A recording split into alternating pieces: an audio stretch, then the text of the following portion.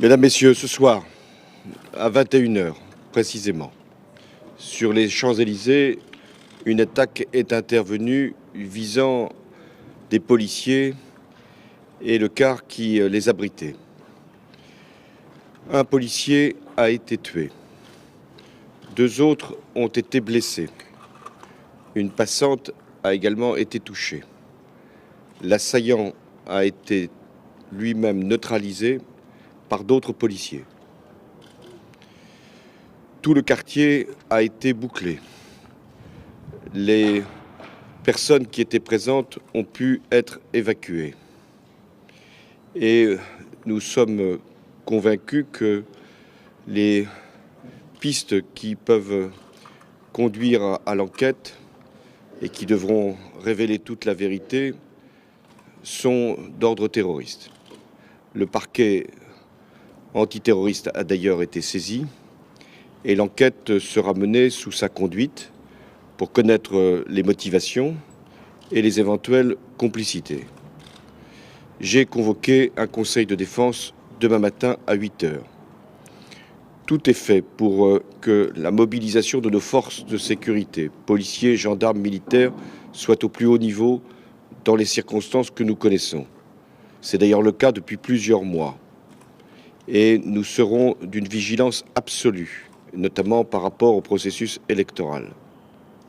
Mais chacun comprendra à cette heure que mes pensées vont vers la famille du policier qui a été tué, également vers les proches des policiers blessés. Un hommage national sera rendu à ce fonctionnaire de police qui a été ainsi lâchement assassiné. Nous devons tous prendre conscience que nos forces de sécurité font un travail particulièrement difficile, qu'elles sont exposées, on le voit encore ce soir, et que le soutien de la nation est total à leur égard. Et que je réitère ici tous les engagements que j'ai pris à l'égard des policiers, gendarmes et militaires. Il en va de la protection de la nation, de la sécurité de nos concitoyens. Tout doit être fait pour que ces policiers, gendarmes et militaires puissent exercer leur mission.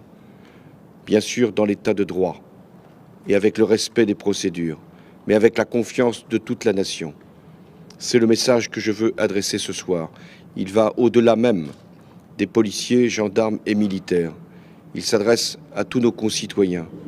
Ils sont protégés, ils doivent l'être, ils le seront. Et toutes les mesures qui ont pu être prises vont dans cette direction. Mais le principe de base, celui qui doit être à chaque fois rappelé, c'est la confiance, la solidarité et le soutien de la nation à l'égard des forces de sécurité. Telle est ma pensée ce soir, et qui est une pensée de grande tristesse à l'égard de ce fonctionnaire qui a fait son travail jusqu'au bout, de sa famille, des policiers blessés, mais également de notre grande détermination à tout faire pour lutter contre le terrorisme, ici comme partout où nos forces sont.